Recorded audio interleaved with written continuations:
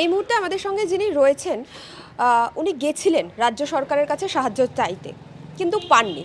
আমরা যে প্রত্যেকটা মুহূর্তে সেবাশ্রয় ক্যাম্পের কথা শুনি, আমাদের পশ্চিমবঙ্গে অর্থাৎ রাজ্য সরকারের এত স্বাস্থ্য ব্যবস্থার প্রশংসা শুনি, কিন্তু কোথায় সেই স্বাস্থ্য ব্যবস্থা? পুরো ঘটনাটা আগে শুনে নিই আমরা। আপনি বলছিলেন যে আপনার মেয়ে খুব অসুস্থ, কি হয়েছে, তার বয়স কত, আগে শুনি। নমস্কার, আমি সীমা মণ্ডল, রাজারহাট নিউ টাউনে আমার বাড়ি। আমার মেয়ে আদৃতি মণ্ডল, তার বয়স 7 মাস। সে 1.5 মাস বয়স থেকেই SMA টাইপ 1 রোগে আক্রান্ত। বর্তমানে সে পার্ক সার্কাসের ICH হাসপাতালে প্রায় 2 মাস ধরে ভর্তি হয়ে আছে। এমনকি তাকে ভেন্টিলেশন সাপোর্ট পর্যন্ত দিয়ে রাখতে হচ্ছে, কারণ স্পাইনাল মাসকুলার অ্যাট্রফি রোগটা এমনই যে 5-6 মাস পর থেকেই তাদের শ্বাসকষ্ট, খাওয়ার সমস্যা, এই সমস্যাগুলো শুরু হতে থাকে। তো সেই কারণেই আমরা বিভিন্ন জায়গায় চেষ্টা করছি কীভাবে আমার মেয়েটাকে বাঁচাবো। রাস্তা তো দুটো আছে, একটা হচ্ছে ক্রাউড ফান্ডিংয়ের মাধ্যমে টাকা জোগাড় করা, কারণ ওষুধটা আমাদের দেশীয় না, বিদেশের ওষুধ, আর সেটাকে কিনে আনতে হলে প্রায় 16 কোটি টাকা খরচ। আর একটা উপায় হচ্ছে যদি প্রশাসন ব্যাপারটা দেখে, কারণ এটা তো রেয়ারের উপর রেয়ার ডিজিজ, এটা তো আর এটা লাখে একটা হয়। তো সেই দিক থেকে যদি, কারণ লাখ লাখ টাকারও যদি ব্যাপার হতো, তবু আমরা জমি বাড়ি বিক্রি করে আমার মেয়ের চিকিৎসা, আমার শেষ রক্তবিন্দু বিক্রি করে আমার মেয়ের চিকিৎসা আমি করে নিতাম।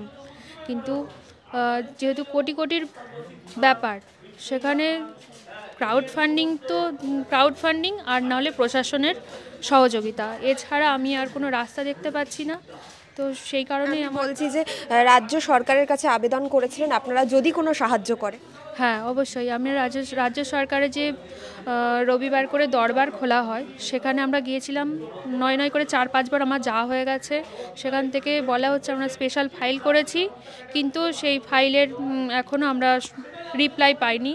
ওখান থেকে শুধু বারবার জানানো হচ্ছে আমরা স্পেশাল ফাইল করেছি, আপনাদের পাওয়া যাবে। কিন্তু আমার কাছে প্রশ্ন, আমার মেয়েটা হসপিটালাইজড। ও যদি বাড়ি থাকতো তাহলে আমার এত টেনশন থাকতো না। কতদিন ধরে হসপিটালে প্রায় 2 মাস হয়ে গেল।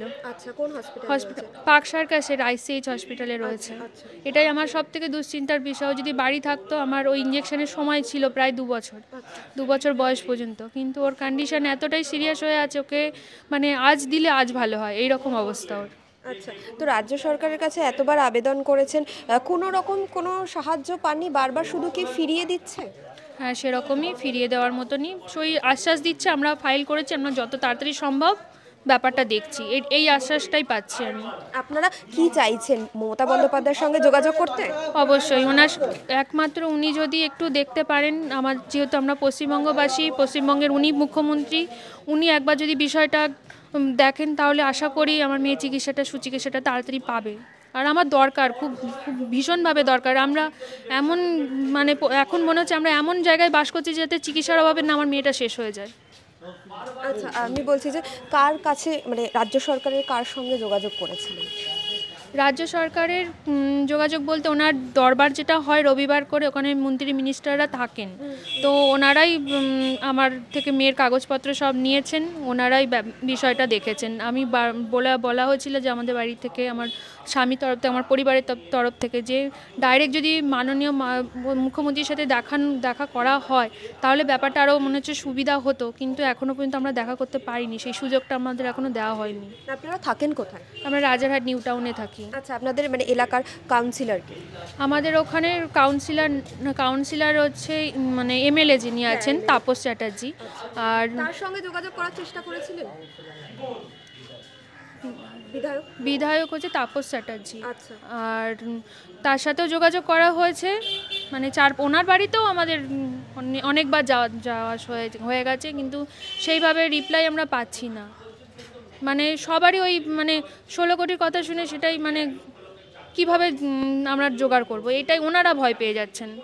এত ছোট একটা মেয়েকে নিয়ে আমি বলছি যে রাজ্য সরকারের পক্ষ থেকে এতবার হতাশ হয়েছেন, কি ভাবছেন, এরপর কি করবেন?